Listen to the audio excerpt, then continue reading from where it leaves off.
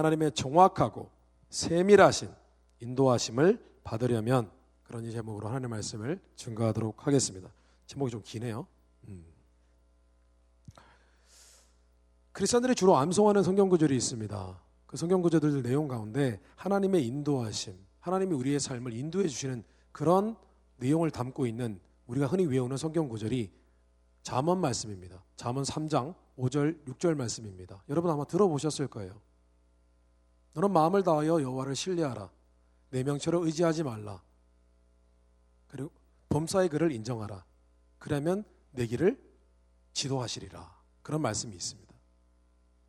잠언 3장 5절 6절 말씀, 내 길을 지도하시리라는 말씀이 하나님께서 우리의 삶을 인도해 주신다, 그런 의미입니다. 지도하시라. 그러나 영어 성경을 보면은, NIV 성경 번역을 보면은 이렇게 되어 있습니다. He will make your path straight, 이렇게 되어 있습니다. 무슨 말이냐면은, 직역을 하면은 하나님께서 너의 길을 곧게 하신다, 이런 의미입니다. 너의 길을 쫙 뚫려서 곧게 하신다, 이런 의미입니다. 의역을 하면 이런 의미죠. 하나님께서 너의 가는 길을 시행착오 없이 바른 길로, 숏컷, 짧은 길, 바른 길로 인도해 주신다, 그런 의미입니다. 그렇습니다. 하나님께서 우리의 인생길을 인도해 주시든 인도해 주시지 않든 우리는 어차피 어떤 길을 걷게 되어 있습니다. 누가 나를 인도하든, 사람이 인도하든, 내가 스스로를 내가 인도하든 상관없이 우리는 길을 걸어가게 되어 있습니다. 인생은 어차피 걸어가는 길이에요. 중요한 것은 그거예요. 우리의 인생이 시행착오 없이 잘 가느냐, 우리의 가는 길이 좀 더 바른 목적, 바른 길을 향해서 시행착오 없이 잘 가고 있느냐, 그거예요. 그 하나님의 인도하심이라는 것은 다른 게 아니에요. 여기로 가고 저기로 가고, 그게 아니라 바른 목표, 바른 길을 향해서 중간에 삼천포로 빠지지 않고 그대로 스트레이트로 가는 거예요. 그게 하나님의 인도하심이라는 것입니다. 오늘 말씀에 2차 선교 여행 중이던 바울은 계속해서 선교를 하려고 이 아시아로 가려고 노력을 하였습니다. 여기서 아시아라는 것은 지금으로 치면은 이 우리가 아는 중국 이런 아시아가 아니라 서남아시아, 그러니까 지금 터키 같은 그런 나라가 있는 곳, 그곳이 바로 아시아입니다.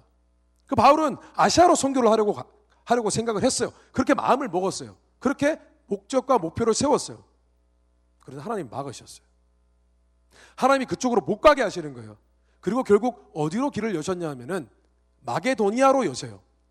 마게도니아는 어디냐 하면은 오늘날로 치면 유럽이에요. 유럽. 본인은 서남아시아 쪽을, 터키 쪽을 선교를 하려고 했는데 하나님께서 그 길을 막으시고 유럽으로 길을 여신 거예요. 하나님이 바울과 선교팀 일행들을 인도해 주신 것입니다.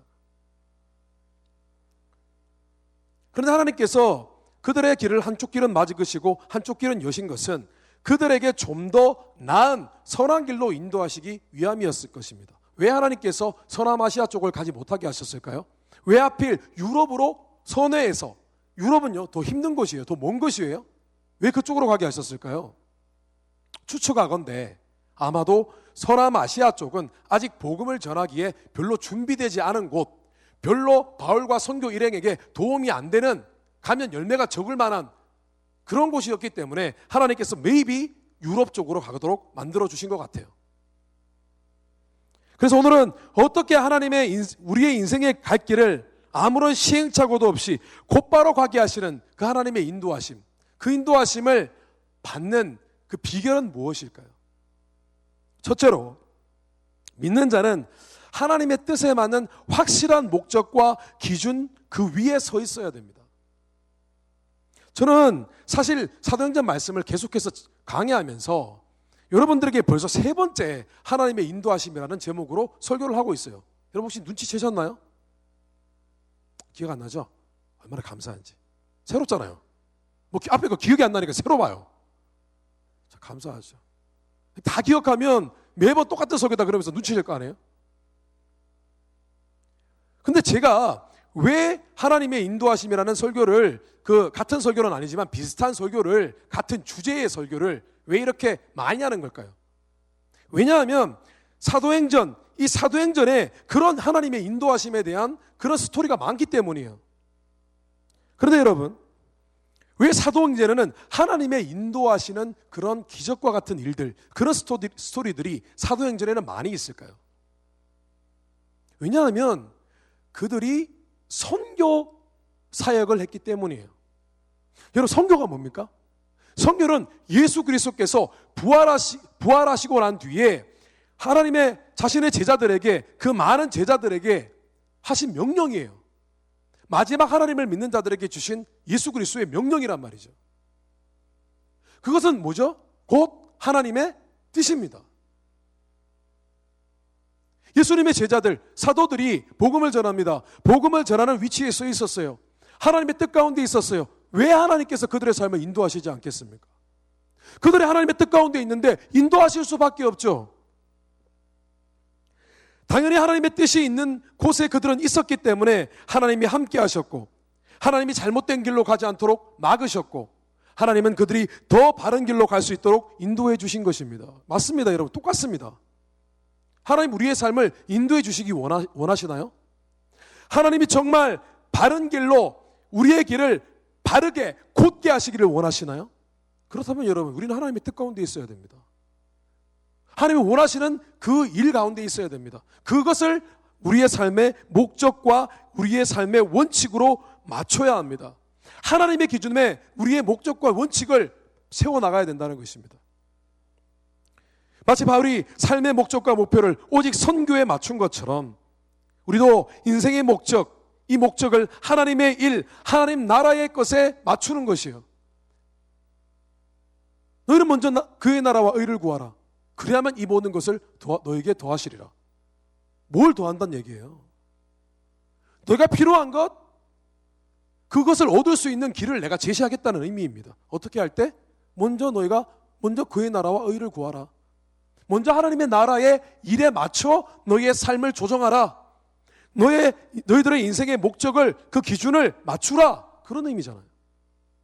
실제로 마태복음 6장 33절 34절에 보면은 너희는 먼저 그의 나라와 그의 의를 구하라 라고 주님이 말씀하셨을 때에 주님이 이런 말씀을 하셨습니다. 그런즉 너희는 먼저 그의 나라와 그의 의를 구하라. 그리하면 이 모든 것을 너에게 더하시리라. 그러므로 내일 일을 위하여 염려하지 말라. 내일 일은 내일이 염려할 것이요 한날의 괴로움은 그날로 족하니라. 주님이 말씀하고 싶었던 내용은 바로 이런 거예요. 제가 의역해서 풀어드릴게요. 많은 사람들이 계획을 세우고 준비하며 살아가지만 실상은 미래를 알 수 없어서 근심하고 걱정한다. 그러나 너희가 내가 하고자 하는 선한 뜻, 선한 일들에 관심을 갖고 그것을 목적으로 살아간다면, 그것을 기준으로 살아간다면 아무것도 염려할 일이 없다. 너희들 염려할 필요 없어. 너희가 필요한 것, 너희가 자칫 잘못된 길로 가지 않는 두려움, 내가 그것을 없애줄게. 내가 너의 길을 책임지고 인도할 것이며 너가 필요한 것을 다 채울 것이야. 그런 의미입니다. 저는 지지난주에 YDC에 우리 한 형제를 만났습니다. 형제를 만났는데 너무나 기쁜 소식을 들었습니다. 이 형제가 모태신앙입니다. 부모님이 다 교회 다니시고 그래서 그 가운데 태어났습니다. 참 감사한 일이죠. 좋은 가정 환경에서, 믿음의 가정 환경에서 자랐기 때문에. 그러나 모태신앙이었지만은 진짜 모태신앙다운 모태신앙은 아니었습니다. 왜냐하면 교회를 왜 다녀야 되는지 모르고 아직 마음에 구원에 대한 확신도 없고 하나님을 사랑한다는 느낌도 없었습니다. 그러다가 어느 순간 시간이 지나서 몇 년 동안을 교회 다니지 않고 신앙생활을 멈추었습니다. 그러다가 저희 YDC 공동체로 왔습니다. 신앙생활을 다시 시작하게 된 것이죠. 근데 형제가 교회를 왔는데 신앙생활을 다시 시작하고 싶은 마음이 생기는 거예요. 그러니까 본인이 그런 생각을 하는 거예요. 아, 그러면 내가 교회를 다녀야 되는데 주일을 성수를 해야 되겠다. 주일 예배를 드려야 되겠다. 그렇게 생각을 했습니다, 마음에. 그런데 이 형제의 직업상 주일날 일을 해야 되는 그런 입장이었습니다. 주일날 빼기가 쉽지가 않아요, 일을. 그런데 마침 그렇게 있다가 주일날 쉬게 되는 그런 직장을 구했습니다. 물론 그 주일을 쉬기 때문에 직장에서 원래 받을 수 있는 좋은 페이는 받지 못하는 그런 직장이었습니다. 그런데 그 형제가 그 직장을 선택을 했습니다. 교회를 왔습니다. 조금 있다 보니까 은혜를 받아야 되겠는데 하나님 말씀을 들어야 은혜를 받는다는 것을 본인이 알고 있었습니다. 모태신앙이니까. 그런데 오니까 예배를 드리고 설교를 듣는데 계속 졸립대는 거예요. 제가 졸립게 만들었는지 아니면 본인이 졸리운 건지 피곤했는지 모르겠어요. 뭐 여러 가지 이유가 있겠죠. 제가 예화를 좀 들기 때문에 졸립지 않는데 잠 좀 자고 오세요. 제가 그렇게 재미없게 얘기하지는 않잖아요. 너무 졸린 거예요. 계속 예배 시간에 졸리는 거예요. 본인이 어떻게 할까 고민하다가 가까운 친구에게 물었대요. 어떻게 하느냐. 그랬더니 설교 노트를 한번 적어보라. 그렇게 권면을 했대요. 그래서 노트를 샀어요. 설교를 적는 거예요. 잠이 안 오는 거예요. 설교 노트를 적으니까 잠이 안 오더래요. 그리고 어느 날 설교 말씀을 듣는데 그 말씀이 그 형제의 심령을 강타했어요. 말씀이 팍 꽂혔어요. 그리고 마음에 회개가 일어났어요. 본인이 지금까지 모태신앙으로 교회 많이 다녔지만은 많은 것들을 위해 기도했지만은 하나님의 일을 위하여 기도해 본 적이 없다는 거예요. 정말 하나님 저를 사용해 주세요. 그런 기도해 본 적이 별로 없다는 거예요. 근데 그런 얘기를 듣는데, 그런 어떤 설교 말씀을 듣는데 본인이 그것이 마음에 너무 찔려서 눈물이 나고 회개가 터지고 하나님 앞에 한참을 기도했대요. 예배가 끝났는데도 계속 기도했대요. 눈물이 멈추지 않더래요. 그리고 난 다음에 마음에 놀라운 일이 일어났습니다. 하나님이 진짜 살아계셔서 내 심령 가운데 오셔서 나를 만지시고 하나님을 사랑하게 되었대요. 여러분, 할렐루야. 여러분, 이게 말씀 듣는 가운데 일어나는 일입니다. 이게 회심이에요. 이게 예수를 만나는 비결이에요. 하나님의 말씀으로 거듭나야 돼요. 말씀이 꽂혀야 된다니까요. 그냥 좋은 말씀, 이게 아니라 말씀이 꽂혀서 내가 하나님 앞에 가치관이 변화되는 역사가 일어나야 돼요. 이것이 은혜입니다. 이 은혜가 있어야 돼요. 그래야 그 사람의 인생의 본질이 바뀌어요. 이게 일어난 거예요.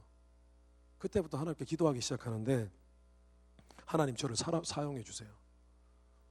하나님 일하고 싶어요.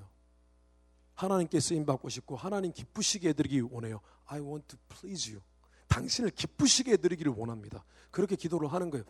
그 형제와 만나서 대화를 했습니다. 햄버거 먹으면서 대화를 했습니다. 대화를 하는데 이 형제 눈이 촉촉이 젖었어요. 울컥하는 거예요. 울컥하더라고요. 본인은 끝까지 참는데 저는 알고 있었어요. 지금 마음이 되게 흔들리죠. 지금 울고 싶죠. 그러니까 네. 울어버리라 그러려고 하다가 어떻게 햄버거에 나올까봐, 먹던 햄버거, 씹던 햄버거 나올까봐. 그래. 이제까지는 자신의 지혜와 명철을 의지하며 살았습니다. 근데 이제는 하나님 뜻에 맞게 살기를 원하는 마음으로 바뀌었습니다. 앞으로 이 형제의 인생을 하나님께서 어떻게 인도하실지 기대가 되어집니다. 하나님께서 그의 인생을 밀고 당기고 하셔서 강력하게 인도해 주실 줄 믿습니다. 여러분, 제가 왜 이렇게 그 형제의 인생에 대해서 확신을 갖고 있느냐, 그 형제를 향한 하나님의 인도하심을 확신하느냐, 다른 이유가 아닙니다. 하나님 중심이고 그의 마음의 뜻이, 그의 인생의 목적이 하나님을 기쁘시게 하는 것으로 바뀌었기 때문에, 그 목적과 기준이 바뀌었기 때문에 하나님의 인도하심을 확신하는 것입니다. 말씀이 중요하다. 하나님의 말씀으로 변화되어야 한다. 예배 드려야 한다. 그 기준, 하나님께 영광이 되어야 된다. 그 목적, 이런 것들이 하나님의 인도하심을 끌어당기는 것입니다. 여러분, 너무나 많은 크리스찬들이요, 하나님이 정말 제대로 인도해 주시기를 원해요. 내 삶이 막 일로 갔다가 절로 갔다가 좌로 치우치고 우로 치우치고 그렇지 않기를 원합니다. 제발 하나님이 뭔가를 나를 이끌어 주셔서 보이는 어떤 끈으로 나를 잡아 주셔서 이끌어 주기를 원합니다. 그런데요, 실제로 그런 인도하심을 누리는 사람은 많지 않습니다. 왜냐? 그들이 첫 단추를 잘못 끼웠기 때문입니다. 자신이 갖고 있는 자신의 명철을 의지하기 때문입니다.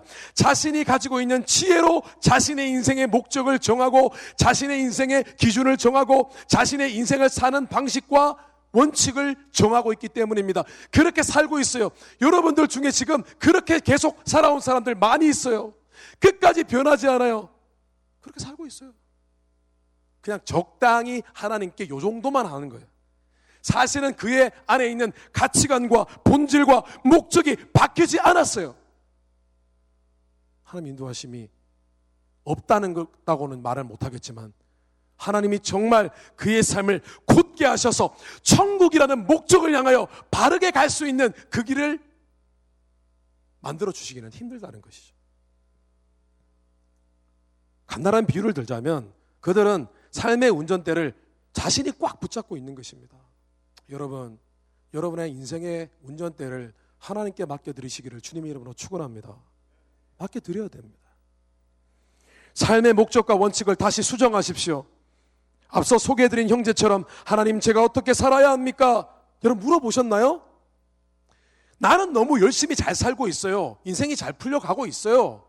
그런데 그럴 때조차도 여러분은 하나님께 물어보셨나요? 하나님 제가 어떻게 살아야 되나요? 뭐 어떻게 사는지 모르는 사람 있어요? 다 잘 살고 있지? 다 잘 살고 있어요. 여기 계신 분들 중에서 게으르게 사는 분들 없어요. 다 삶을 위해 열심히 살고 계세요. 그러나 여러분 하나님 어떻게 살아야 돼요? 이 질문을 매일같이 하나님께 들어보셨나요? 저는 오늘도 그 질문을 하고 있어요. 하나님 어떻게 살아야 되나요? 어떻게 살아야 되죠?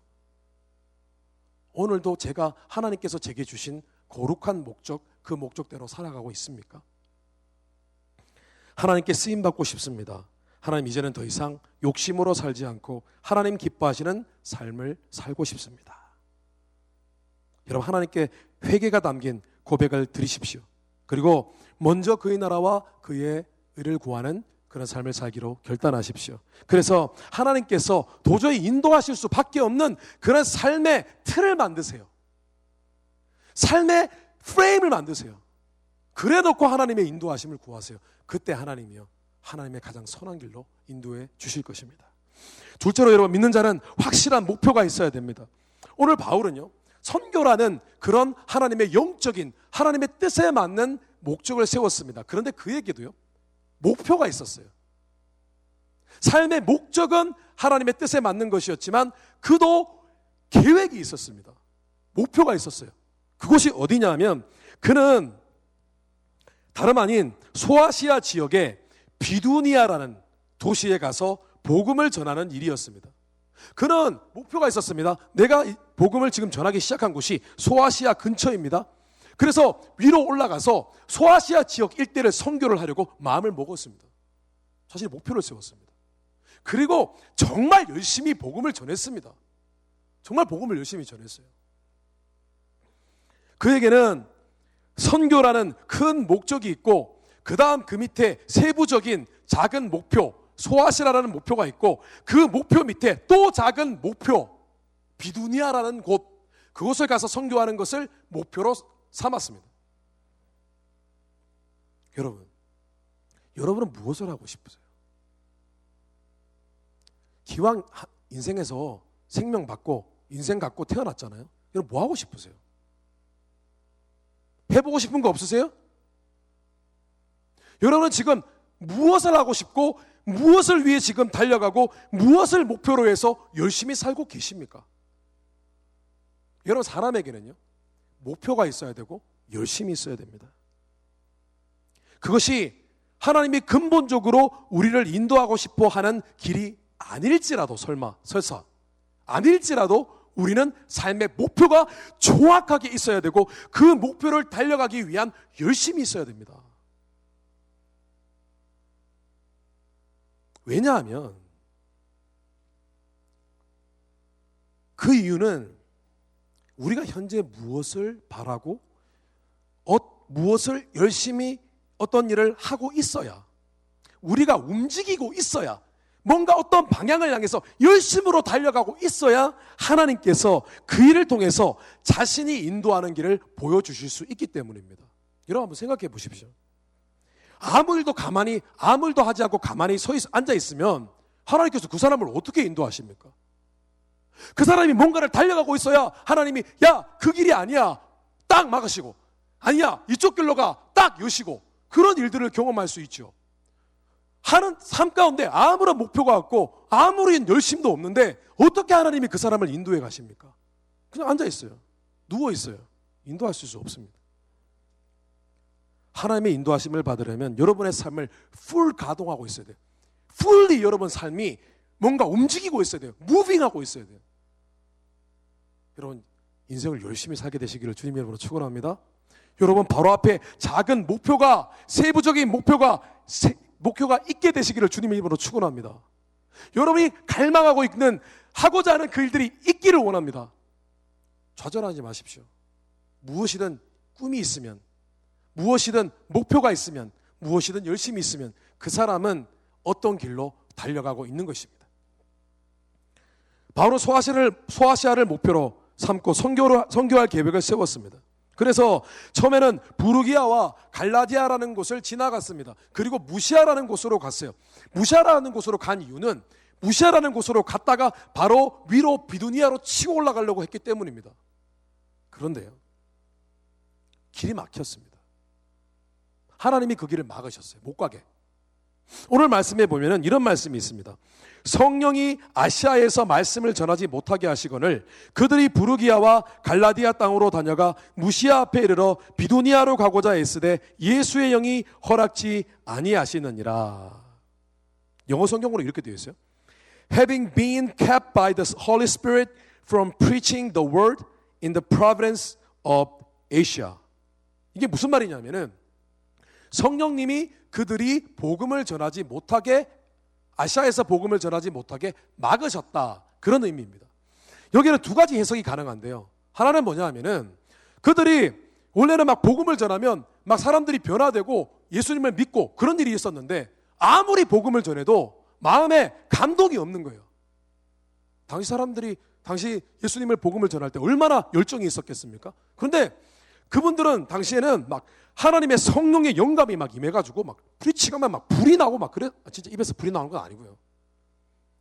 프리칭하면 막 패션하게 막 프리칭을 했습니다.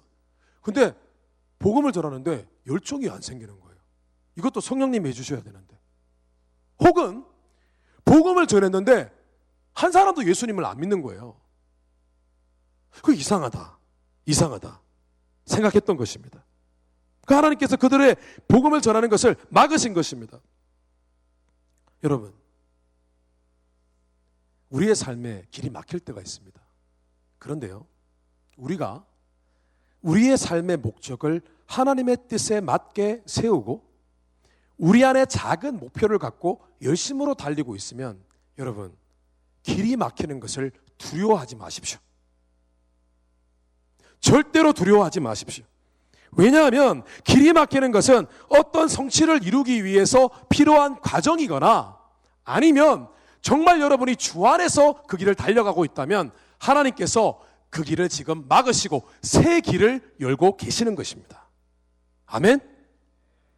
여러분, 마치 그런 것입니다. 공사 중이에요. 그 길로 가면 안 돼요. 그 길로, 공사 중인 길로 가면 어떻게 되겠습니까? 차를 몰고 그 길을 막습니다. 가끔씩 노란색이 아니구나, 주황색 맞나요? 주황색 옷 입고 머리에 하이바가 아니구나, 머리에 모자를 쓰고 안전모를 쓰고 그 길을 막는 사람들이 있습니다. 그리고 표지판에 붙어 있습니다. 디투어, 그죠? 우회도로입니다. 우회도로. 그 사람들이 어떻게 하고 있죠? 한 손으로 막고 다른 한 손 이렇게 길 가리킵니다. 이쪽 가라고, 그죠? 가끔 그럴 때가 있습니다. 우리의 길이 막히잖아요. 하나님의 뜻 가운데 있고 나는 진짜 열심을 다하고 있는데, 기도하고 있는데 길이 막혔어요. 그것은 그 그림을 연상시키십시오. 하나님께서 지금 이렇게 하고 있는 거예요.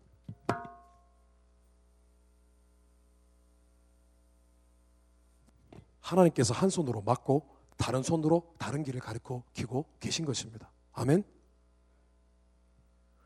유명한 영성신학자이며 목회자이신 유진 피터슨 목사님은 자신이 휘튼 대학 시절을, 그 시절을 다닐 때 재정적으로 무지 어려웠습니다. 공부도 너무 어렵고 공부도 잘 안 되고 재정도 힘들고 돈 벌고 일하기 너무 힘들었습니다. 그래서 실망에 젖었습니다. 이 길이 아닌가 고민하였습니다. 그 하루는 자신에게 역사를 가르치는 역사 교수님이 그의 얼굴을 보면서 지나가다가 말을 걸었습니다. 너를 쭉 지켜봐 왔는데 정말 풀이 많이 죽어 있구나. 무슨 일인지 정말 궁금하구나. 그런데 한 가지 사실만은 잊지 말아라. 너는 우연히 이곳에 온 것이 아니라는 사실과 하나님께서 너를 인도하셨고 또 너를 계속 보살펴 주실 것이라는 사실을, 그 사실을 너는 믿어라. 역사학 교수님 참 대단한 크리스찬인가 봐요. 아마도 피터슨 목사님은 재정 문제 때문에 내가 공부를 계속 할 수 있을까? 이것이 길이 막혔으니 나는 더 이상 희망이 없는 것은 아닐까? 혹은 내가 지금 공부를 하는데 공부가 그다지 흥미롭지 않고 너무나 공부가 어려운데 정말 이 길이 맞을까 고민했을 것입니다. 아마도 여러분들 가운데 어쩌면 몇몇 분들은 유진 피터슨 목사님과 동일한 그런 심정으로 살아가고 있는 분도 계실 것입니다. 그러나 여러분, 목표를 세웠다면 어떤 장애물이 있던 간에 최선을 다해 달리십시오. 포기하지 마십시오. 왜냐하면 하나님께서 그냥 그 길을 막으시고 새 길을 여시는 것입니다. 그러므로 여러분은 하나님께서 다른 길을 여시겠구나. 믿음의 고백으로 상황을 바라보십시오. 그리고 지금 막혀 있어 보이는 이 길조차 결코 우연이 아니라 하나님이 인도하시는 길이라는 사실을 믿으십시오. 여러분은 이미 예수 그리스도를 믿기 때문에 하나님이 예비하신 그 길 가운데 서 계신 것입니다. 셋째로 믿는 자는 확실한 기도가 필요합니다. 단순히 하나님의 뜻 가운데 목적을 세우고 목표를 갖고 그 기준 원칙대로 살아간다고 열심히 다한다고 그 길이 온전히 하나님의 인도하심을 받게 되는 것은 아닙니다.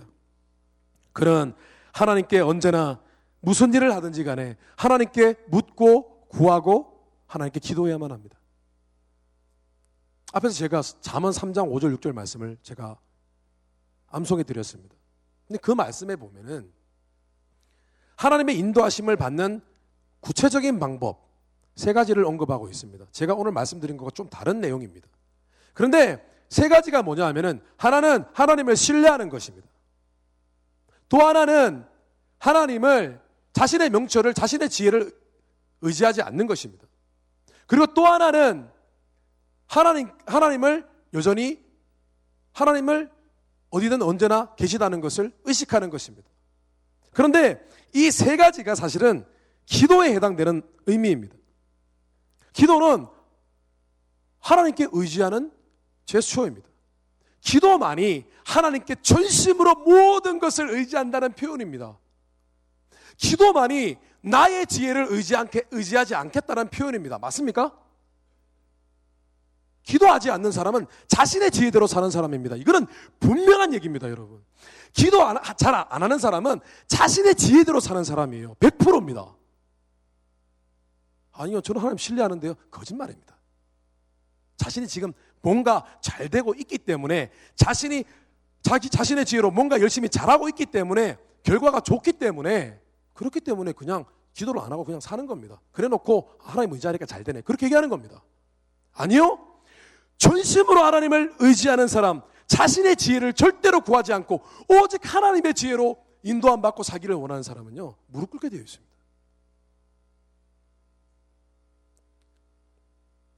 뿐만 아니라 기도야말로 모든 일에 하나님을 의식하는 방법입니다. 하나님을 인정해드리는 방법이에요.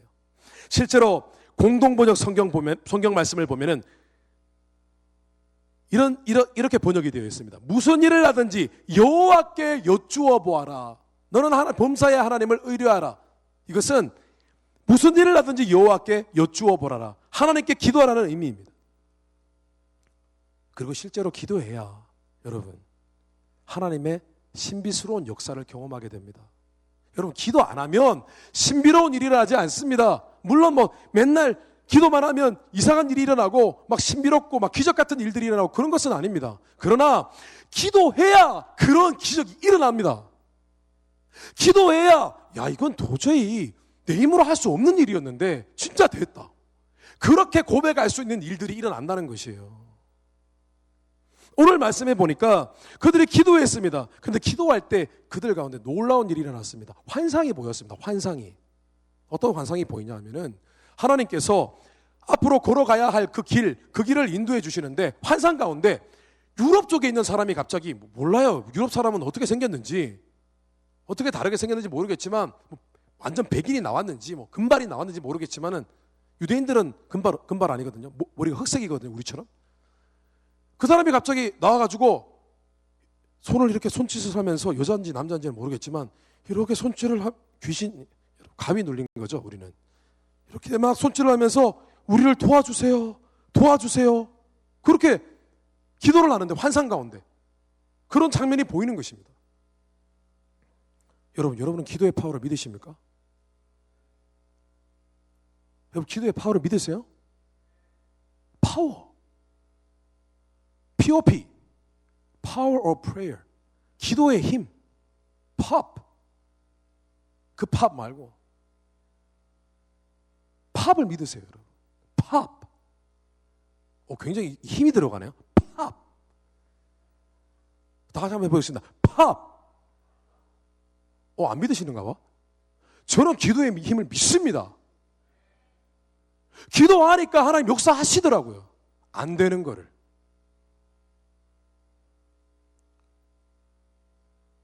저는 제가 기도한다고 막 예전에 구약시대의 엘리야와 엘리사 때처럼 막 기적이 일어나고 막 사람들, 저는 그렇게 말씀을 못 드리겠습니다.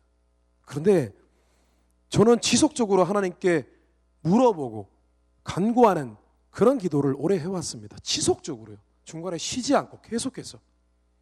그런데 그때마다 하나님께서 많은 역사, 신비로운 방법으로 역사해 주셨습니다. 저는 지난 20여 년 채 안 되는 그 기간 동안에 사역을 하면서 교회를 4군데를 섬겼습니다. 4교회를 섬겼습니다.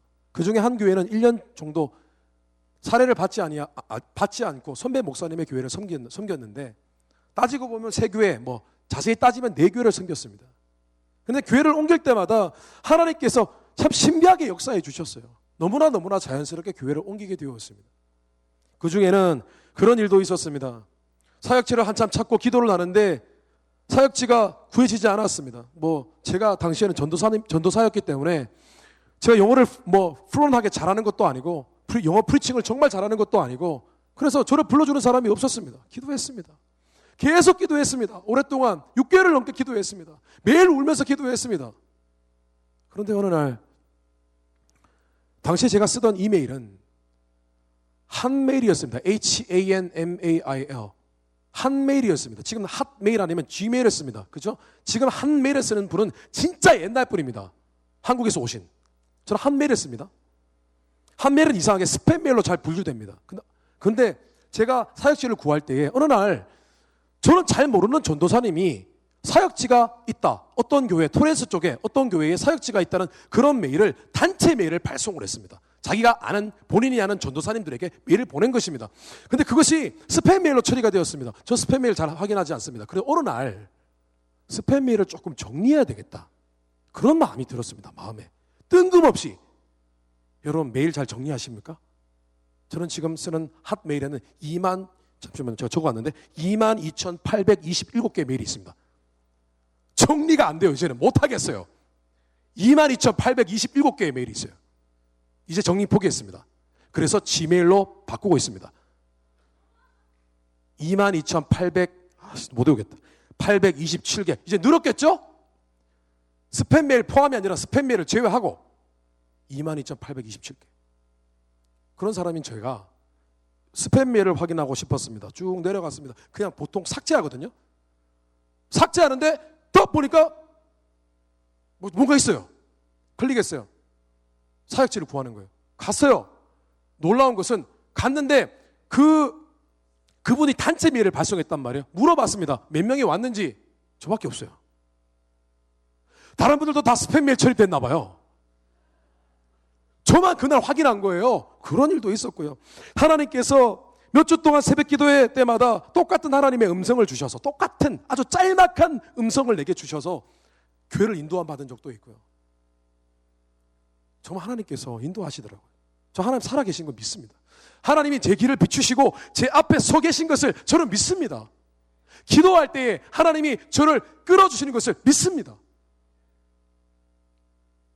여러분 예전에도 말씀드린 적이 있지만 예수 믿는 사람은 매일 기도하는 시간을 확보해야 됩니다. 확보해야 됩니다.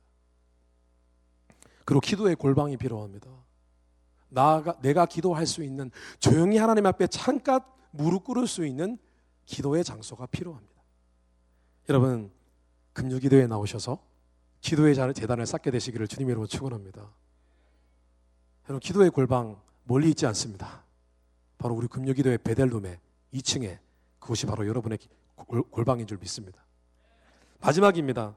넷째로는 믿는 자는 분별이 필요합니다. 분별을 해야 돼요. 어느 길이 내 길인지, 어느 길이 하나님이 인도하시는 길인지 분별이 필요합니다. 오늘 말씀해 보니까 바울은 막히는 상황, 하나님이 보여주시는 환상, 모든 일들이 되어져 가는 것을 가만히 분석해 보았습니다. 분석해 보고 마침내 결론에 이릅니다. 하나님께서 유럽으로 지금 가라고 인도하시는구나. 결론을 내렸습니다. 오늘 말씀해 보면 이런 표현이 있습니다. 바울이 환상을 보았을 때 우리가 마게도냐로 떠나기를 힘쓰니 이는 하나님이 저 사람들에게 복음을 전하라고 우리를 부르신 줄로 인정함이라. 영어 성경을 보면 이렇게 되어 있습니다. Paul concluded. 폴이 마침내 모든 상황과 하나님이 보여주시는 비전, 환상을 통해서 그래, 저 길이 하나님의 인도하시는 길이야 라고 결론을 내렸다고 되어 있습니다.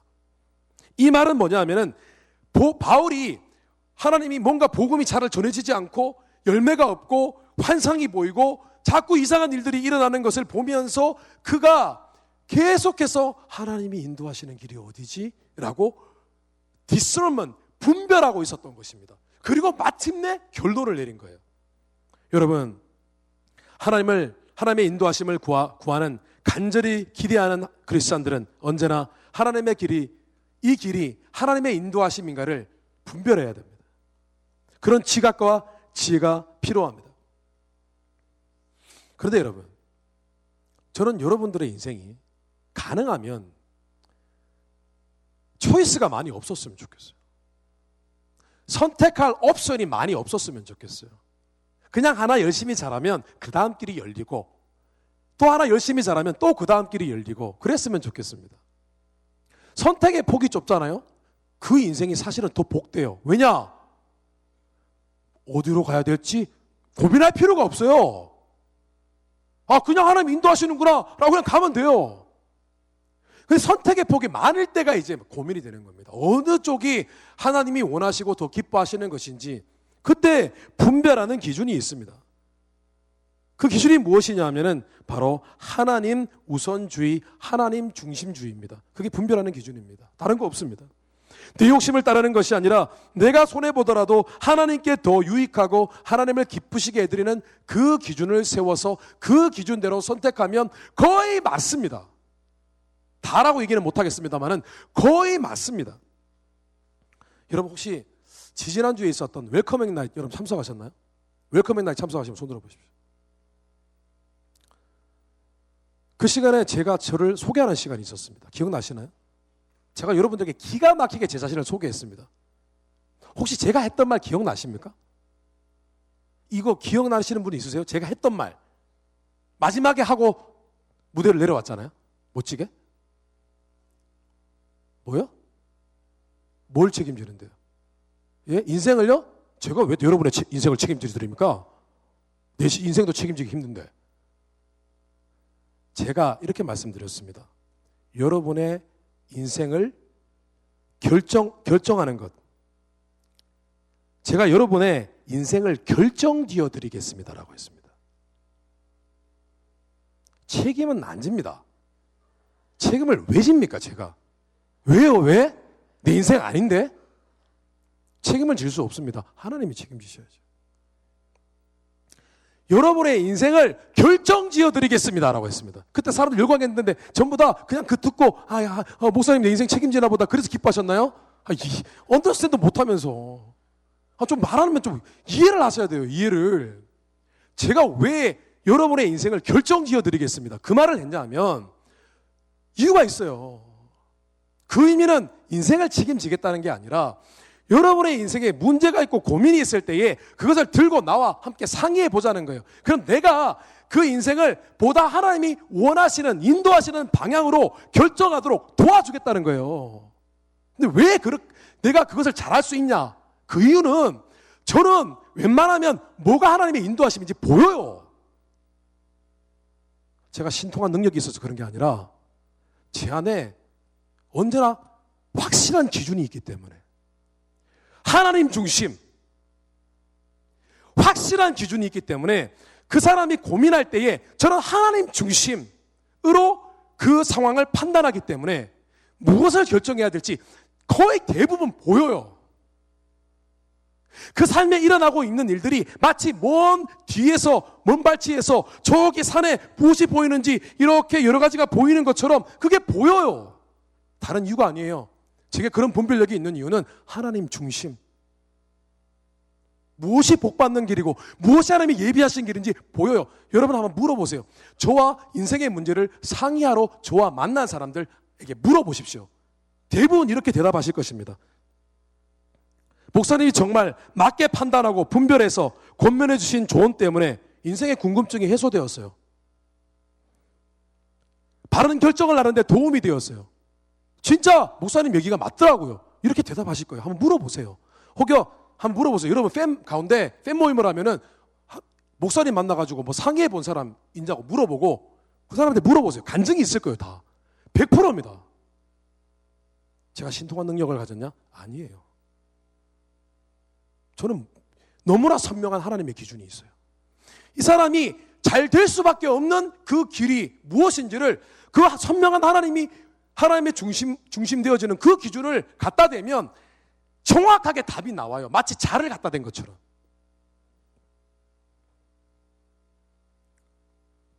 여러분 말씀을 정리하겠습니다. 제게는 소원이 하나 있어요. 정말 소원이 하나 있습니다. 정말 저의 간절한 소원입니다. 제 가정이 잘 되는 것뿐만 아니라 저의 사역이 하나님의 인도하심을 받는 것뿐만 아니라 제게 맡겨주신 귀한 양들이 바른 길로 걸어가고 온전히 하나님의 인도하심이 있는 확실한 길로 걸어가서 그들이 복받고 그들이 하나님께 쓰임받는 것입니다. 이게 저의 소원이에요. 여러분 오늘 4가지 좀 많았지만 여러분 암기하기 쉬워요. 여러분의 삶의 목적을 하나님의 뜻 가운데 두십시오. 오늘 그게 안 되었다면 오늘 그 형제처럼 회개하고 하나님 무엇을 저게 원하세요? 하나님 제가 어떻게 삶을 살아드리기를 원하십니까? 그렇게 여러분 기도해 보십시오. 또 하나 여러분 인생에 이제 그냥 대충 살았던 건 내려놓고 내가 정말 무엇을 원하는지 내가 어디에 나의 열심을 더해야 되는지를 결정하십시오. 그리고 기도하십시오. 그리고 이제는 내 삶을 돌아보며 하나님 중심이라는 그 기준을 붙들고 분별해 나가기 시작하십시오. 어느 길로 가야 바른 길인지. 그래서 여러분 하나님의 최고의 길로 인도받게 되시기를 주님의 이름으로 축원합니다. 하나님이 정말 곱게 만들어주신 그 길로 여러분 걸어가게 되시기를, 시행착오 없게 되시기를 주님의 이름으로 축원합니다. 다시 기도하겠습니다.